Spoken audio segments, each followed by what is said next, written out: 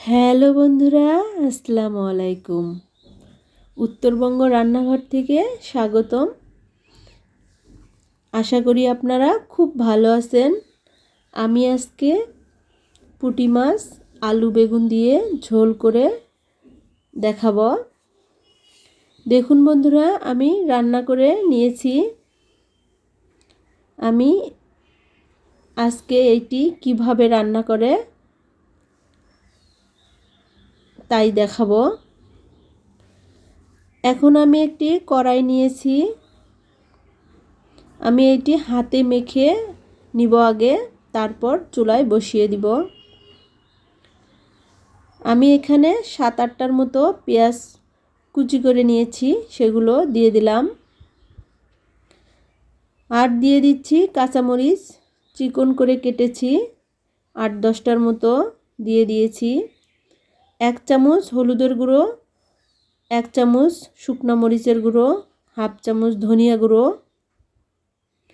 1 চামচ জিরার গুঁড়ো দিয়ে দিলাম। এখন দিয়ে দিচ্ছি লবণ। আমি এখানে 1 চামচ লবণ দিয়ে দিয়েছি। তেলের পরিমাণটা একটু বেশি দিতে হবে। এখানে আমি 1/2 কাপ পরিমাণ তেল দিয়ে দিয়েছি। এখন সবগুলো উপকরণ খুব ভালো করে মেখে নিয়েছি। এখন আমি দিয়ে দিব পুঁটি মাছগুলো। আমি আগে থেকেই কেটে ধুয়ে রেখেছিলাম। আমি পুঁটি মাছগুলো দিয়ে দিচ্ছি। পুঁটি মাছগুলো দিয়ে মশলাগুলোর সাথে খুব ভালো করে মিশিয়ে নিব।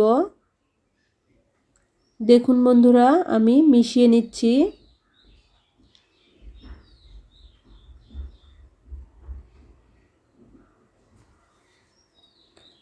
এখন আমি দিয়ে দিব আলু বেগুন। আগে থেকে আমি চিকন করে কেটে রেখেছিলাম, ওগুলো দিয়ে দিচ্ছি। এগুলো আমি মাছের সঙ্গে খুব ভালো করে মেখে নিব। দেখুন বন্ধুরা, আমি মেখে নিচ্ছি। আমার মাখা হয়ে গিয়েছে। এখন আমি চুলায় বসিয়ে দিব। দেখুন বন্ধুরা, আমি চুলায় বসিয়ে দিয়েছি। এখানে আমি পানি দিয়ে দিব। এখানে আমি 3 কাপ পরিমাণ পানি দিয়ে দিব। খুব বেশি পানি দেওয়া যাবে না, সবজিগুলো যাতে ডুবেও না যায় আবার ভেসেও না থাকে, এই পরিমাণ পানি দিয়ে দিব। দেখুন বন্ধুরা, বলক এসে গিয়েছে। এখন আমি নেড়ে চেড়ে দিচ্ছি। এখন দিয়ে দিব আমি ধনেপাতা কুচি আর পেঁয়াজের পাতা কুচি দিয়ে একটু খুব ভালো করে নেড়ে চেড়ে দিব।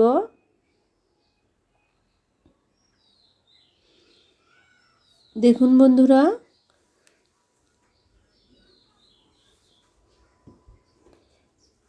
ঝোলটা যখন শুকিয়ে আসবে তখন আমরা নামিয়ে নিব।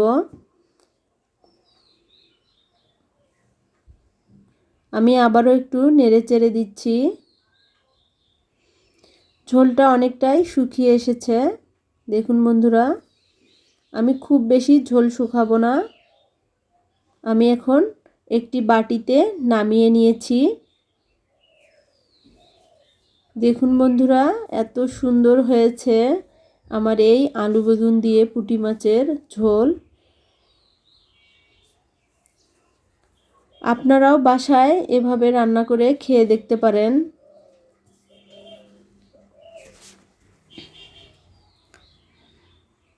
এইটি অনেক মজা হয়ে থাকে। একবার যদি আপনারা পরিবারের সকলকে যদি খাওয়াতে পারেন, দ্বিতীয়বার আবার খেতে চাবে।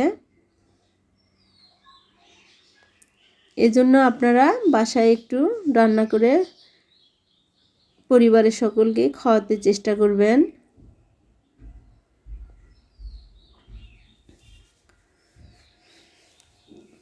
যদি ভিডিওটি ভালো লাগে অবশ্যই একটি লাইক, কমেন্ট এবং সাবস্ক্রাইব করবেন।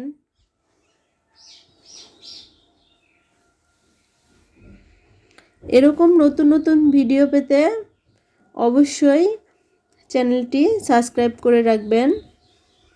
আমি সকলের সুস্থতা কামনা করে শেষ করছি। আল্লাহ হাফেজ।